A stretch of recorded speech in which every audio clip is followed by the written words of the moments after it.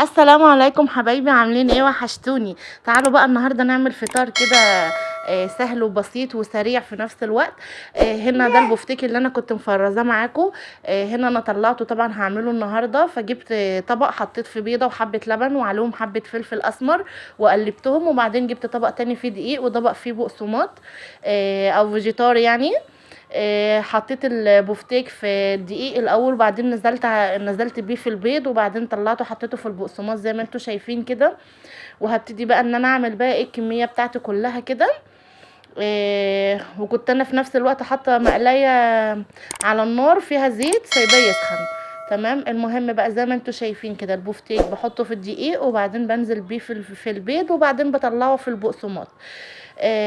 دي حله حطيت فيها معلقه سمنه، وهنزل فيها بحته تومه، فصين توم يعني. وهقلبهم كويس لحد ما لونهم يصفر معايا. وبعد ما لونهم يصفر هنزل عليهم بصلصة الطماطم. عندي هنا طماطم صلصة نزلت بيها. تمام.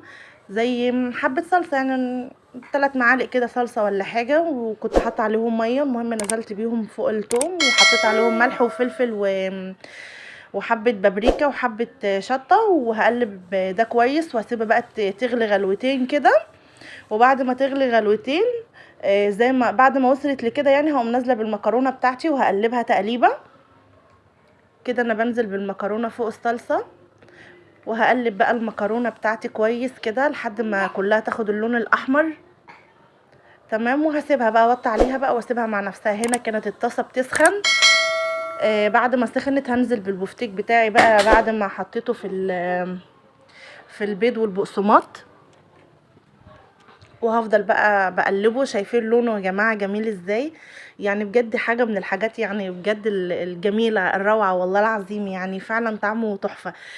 بعد ما اخد معايا اللون الذهبي الجميل ده طلعته. وهنا كنت بقلي بطاطس.